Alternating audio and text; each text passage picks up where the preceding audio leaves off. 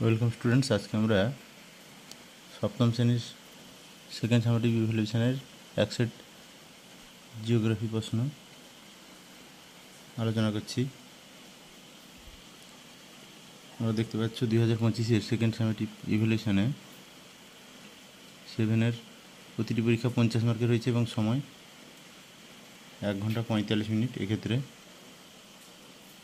Geography question আমরা দেখতে পাচ্ছ একের দাগে রয়েছে সঠিক উত্তরটি নির্বাচন করে লেখো।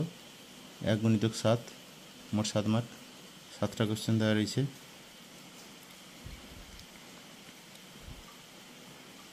পৃথিবীর বৃহত্তম মালভূমি হবে তিব্বত। একটি ভঙ্গিল পর্বতের উদাহরণ হবে রকি। ভঙ্গিল পর্বত চারটার নাম তোমরা জানো: Himalaya, Alps, Andes, Rocky.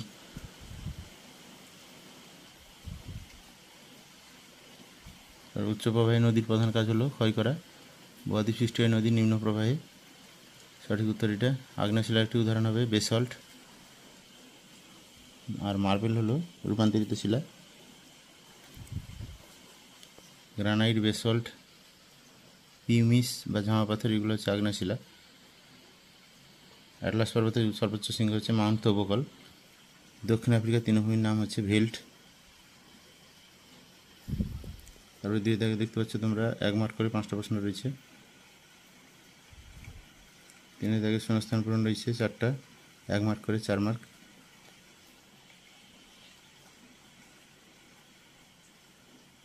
Italy Vesuvius হবে আগ্নেয় পর্বতের উদাহরণ। একটি অনিত্যবহ নদী হলো, অনেক উদাহরণ হতে পারে, তার মধ্যে দামোদর হতে পারে, গন্ধেশ্বরী হতে পারে, অজয়, ময়ূরাক্ষী, রূপনারায়ণ, সুবর্ণরেখা এগুলো হতে পারে।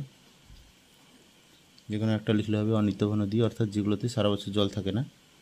তারপরে 3 দাগে রয়েছে 3-3 ভিক্টোরিয়া জলপ্রপাত সৃষ্টি হয়েছে ড্যাশ নদীতে। উত্তর হবে জামবেসি নদীতে। এটা দক্ষিণ আফ্রিকার জামবেসি নদীতে সৃষ্টি হয়েছে ভিক্টোরিয়া জলপ্রপাত। 4 নম্বর প্রশ্ন হচ্ছে সাহারা মরুভূমির একটি উল্লেখযোগ্য মরুদ্যান। তোমরা লিখতে পারো কুফরা বা ঘারজাইয়া, যে কোনো একটা লিখতে পারো। তারপরে দেখো 4 দাগে রয়েছে ক স্তম্ভের সঙ্গে খ স্তম্ভ মিলাতে হবে, 4 মার্ক। 1 মার্ক করে মোট 4 মার্ক। দক্ষিণ আফ্রিকার পম্পাস হলো একটা সমভূমি অঞ্চল। আন্তর্জাতিক নদী হবে রাইন। পশ্চিম আফ্রিকার প্রধান নদী হবে নাইজার। আর পৃথিবীর বৃহত্তম বাঁধ হবে উচ্চ আসন বাঁধ। অর্থাৎ এখানে মালভূমি অঞ্চলটা কোনো অপশানের সঙ্গে যুক্ত হবে না। 5 থেকে প্রশ্ন রয়েছে, যে কোনো 4টি করতে হবে। মোট 6টা প্রশ্ন রয়েছে। ভঙ্গিল পর্বত কাকে বলে, মিয়ান্ডার কি, জল বিভাজিকা কি, পলিমাটি দুটি ব্যবহার লেখো, ইজিপসিয়ান কটন কি। তারপর রয়েছে আফ্রিকার ভূমধ্যসাগরীয় উদ্ভিদের পরিচয় দাও। মোট 2-4 8 মার্ক, 4টা প্রশ্ন। তারপরে দেখো 6 দাগে রয়েছে 4-5টি বাক্যের মধ্যে উত্তর দাও, যে কোনো 4টি। 4-3-4 12, অর্থাৎ 3 মার্ক করে রয়েছে, যে কোনো 4টা, 12 মার্ক মোট। 6-এর 1-এর প্রশ্ন রয়েছে পর্বতশ্রেণী ও পর্বতন্থী কাকে বলে।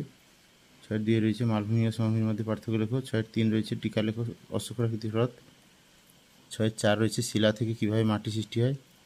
6-এর 5 থেকে রয়েছে আফ্রিকা মহাদেশের সাহারার জলবায়ু কিরূপ। 6-এর 6 নম্বর প্রশ্ন রয়েছে বহুমুখী নদী পরিকল্পনার উদ্দেশ্যগুলি লেখো।